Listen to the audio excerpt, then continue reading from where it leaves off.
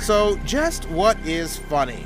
Well, lucky for us, there is a book that will answer that question. It's called Funny, the Book. Everything you always wanted to know about comedy. It's written by David Misch, who spent years as a stand-up and also as a writer on such TV shows as Mork and Mindy and Saturday Night Live. And David joins us on the line from California. Hi, David. Hi there. Thanks for being on the program with us.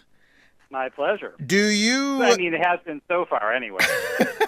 Do you get any flack or... because, comedy is like any art. It's in the eye of the beholder. By writing a so-called definitive book, Funny, the Book, are you getting any flack from people saying, hey, wait a minute? Well, if you mean like death threats or poop in a bag flaming on my front porch, then yes, I guess I have gotten a little flack.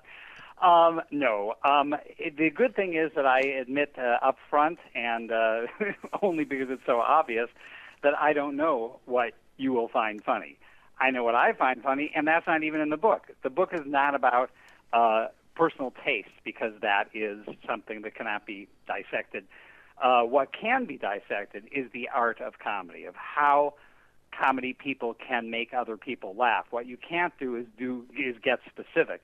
And in fact, one of the things the book talks about is that, as I discovered in writing it, there really is nothing that you would use to define drama that doesn't also define comedy. The same basic things of tension and resolution and surprise and rhythm, all the things that play a role in drama play a role in comedy too. So the real question is, what gives it a laugh at the end instead of a sob? And there's no real explanation for that. But there is an explanation for how funny works.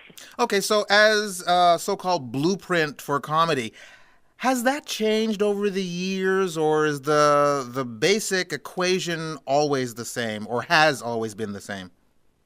Yeah, I think the basic equation has to be the same, because the human mind and heart are more or less the same over even thousands of years. There are a lot of changes within the specifics. I mean, Judd Apatow is mining a different vein of humor than did Frank Capra, a famous director in the 40s, a movie comedy director, and vaudeville in the 20s and 30s. Obviously, things that they did then are not funny to us now, and things we do now, they would probably die of heart attacks upon hearing. In fact, we've moved from pie throwing in the 20s to semen in people's various body parts in the tens, and that's, you can make a judgment about whether that's better or worse, but by gosh, it's different.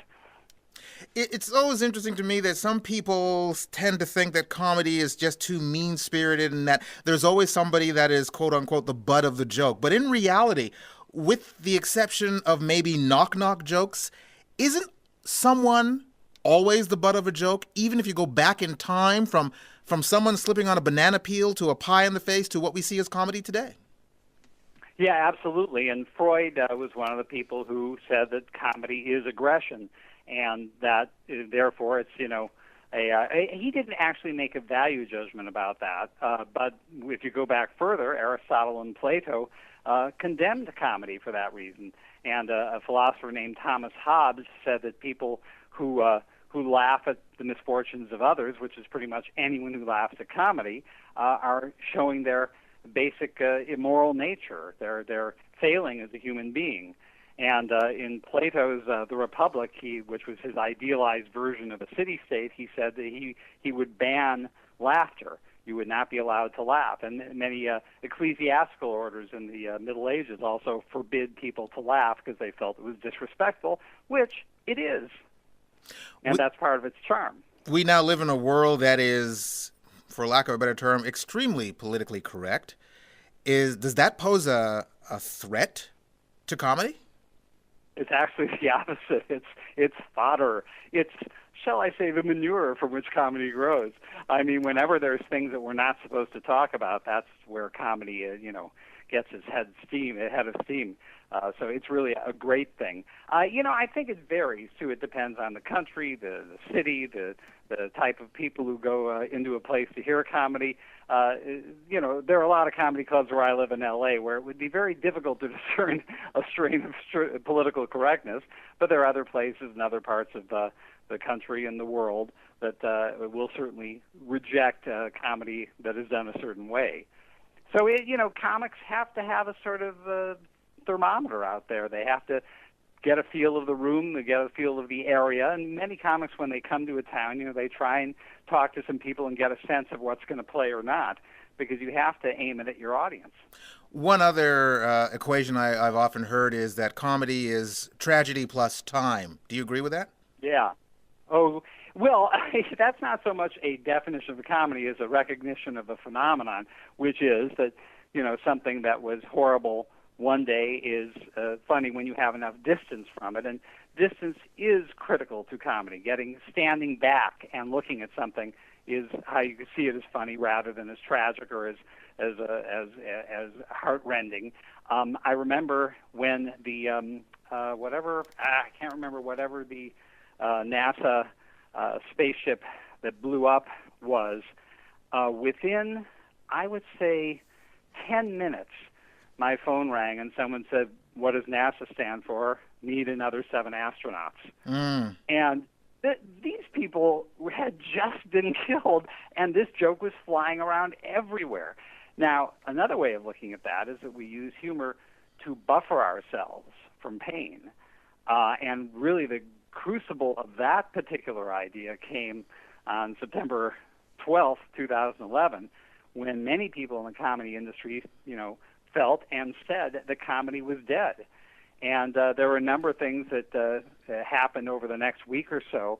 Jon Stewart came back. He was off the air for a while, and he came back. And there's a famous anecdote about Gilbert Gottfried telling the dirtiest joke in the world at a roast just a few later, that somehow was a major thing in breaking the ice. But humans can't live without laughter. And tragedy is not only ultimately not a damper to humor, it is critical that humor uses tragedy. It's critical that humor fight tragedy.